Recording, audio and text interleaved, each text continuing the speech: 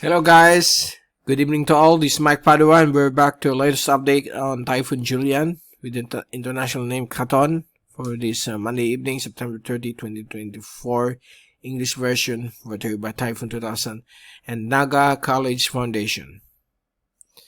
And before we begin, pardon for my voice. Okay, we're not feeling well. We have another anxiety attack. The last time I've experienced this was way back in 2013, 11 years ago, and it's back. I don't know why, but I will fight this off. Don't worry, no worry, guys, and I'll be fine. And I'll pray that every day will be good vibes to all, and let's hope that all these typhoons will not make landfall in the Philippines during this last 3 months of the year. And this is our update now.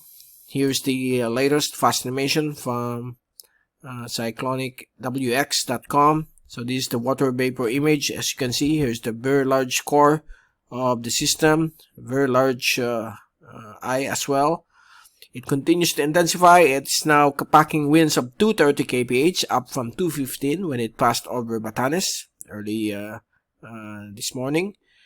And then if it continues to intensify, we might be seeing another super typhoon. Pag-asa has not yet upgraded this typhoon. It remains at 175.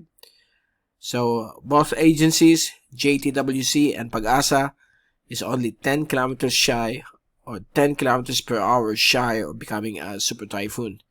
So it looks like the system will slow down and recurve towards the northeast, making another landfall. Making the first major landfall over southern Taiwan within the next 48 to 50 hours. And it will exit the Philippine air responsibility for about 12 hours and re-enter on Wednesday morning or afternoon before it finally make landfall. Before it finally makes landfall over southern Taiwan. So the circulation has expanded up to 1,000 kilometers in diameter. That's why areas like the western sections of central Luzon and the whole of northern Luzon is under the gale force winds of more than 50 kph, while areas of Ilocos region is under the inner bands where gustiness of 75 to 100 kph was being felt, okay, since this morning. The rest of the Philippines will remain good with some breeze from the south and west. Here's the 12-hour radar loop from the Central Weather Administration of Taiwan, and it looks like our Pag-asa radar here over Apari and Batanes is offline. But thank you for Taiwan. We captured the image of the large eye of the system. This is roughly 65 kilometers in diameter. So maybe 1 to 3 hours of lull over Batanes, between 8 or 9.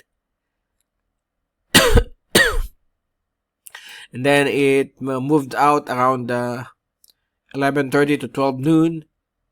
The eye wall, the worst part of the eye wall was being felt over Batanes, particularly Batan and the island of Sabtang.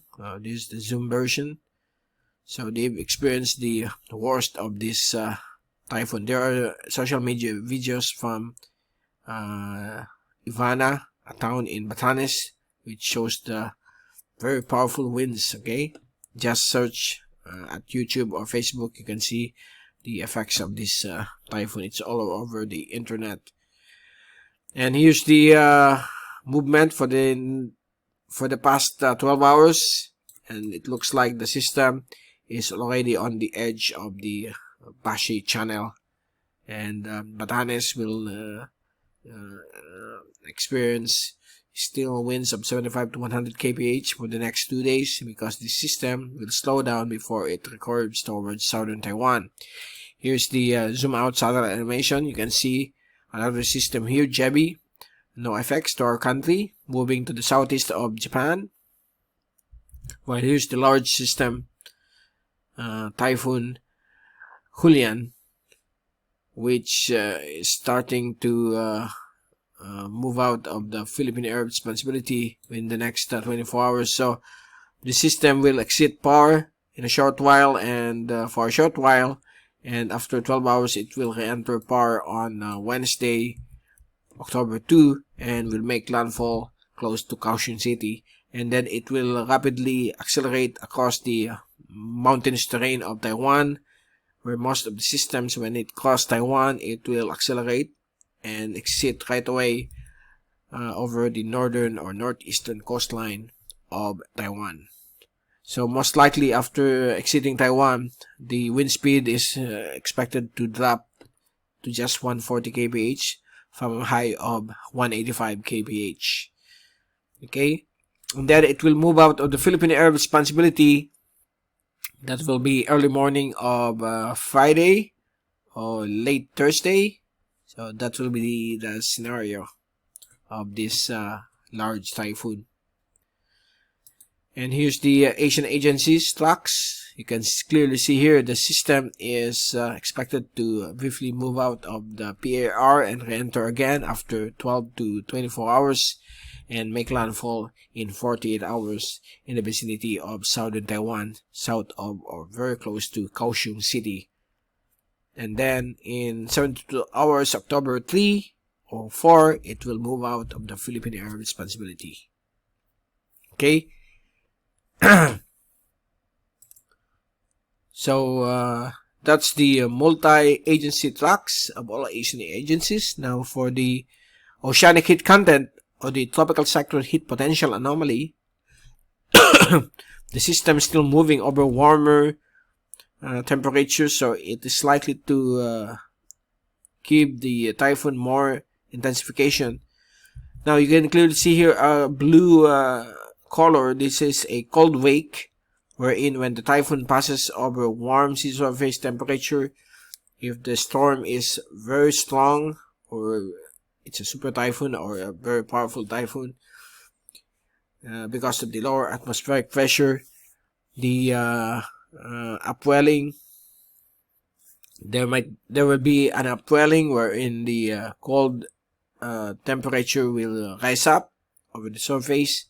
That's the reason why there's a cold wake here. Okay, the benefits of the cold wake: if there's a typhoon at the back, it will not intensify and it will also weaken. So, but there's no storm at the back, so this cold wake will last only a few days, and then the red or the warm sea surface temperatures of the oceanic heat content will again increase. Okay, this is the kilojoules per centimeter squared, the energy derived from this tropical cyclone heat potential anomaly. Now for the wind forecast for the next 6 hours and up to Thursday or Friday, Batanes will remain under the influence of 75 to 100 kph wind gust tomorrow, Tuesday, until Wednesday, and then on Thursday it will dramatically weaken. Okay, and so far that's the only place that will be affected still by this typhoon for the next 3 days because of the large circulation of Julian. As for the rain, tomorrow, Tuesday, October 1st, the rainfall, 24-hour rainfall accumulation over Batanes group of islands will decrease from more than 100 millimeters to just 50 to 100 millimeters, as well as the other areas of Ilocos region and the areas of Kalinga and Apayao.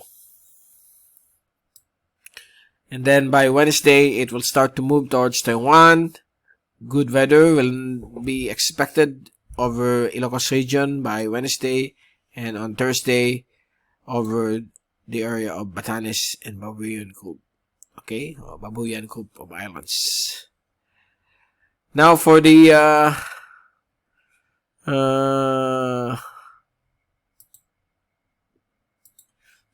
wave forecast, it looks like today until Friday, rough seas will be expected over the extreme northern parts of Luzon, so not suitable for fishing and sea travel. You will not be allowed to have some fishing or sea travel because of the very big waves here. And then on Friday to Sunday, there will be a slight northeasterly wind flow that could generate up to 3 meters of wave heights. And then there will be calm conditions until September 8 or 9, where another northeasterly wind flow blast. This is not yet a full-blown northeast monsoon. It's just the beginnings of this. Okay. So the rest of the Philippine Islands will be okay. Especially over the Visayan Sea, east of the Philippines, west of the Philippines. But not over extreme northern Luzon. Okay, so wave heights of up to 1 meter or less than 0.5 meter over the central Philippine Sea or the central waters of the Philippine Islands. So there you go. That's the latest for today. Monday, September 30th, and we will return again tomorrow. We'll try to return if we are in good shape. Let's hope and pray that I'll be okay. And thank you so much for watching our channel. Thank you for your support. And God bless to all. We'll see you again in the next 24 hours or so. God bless to all.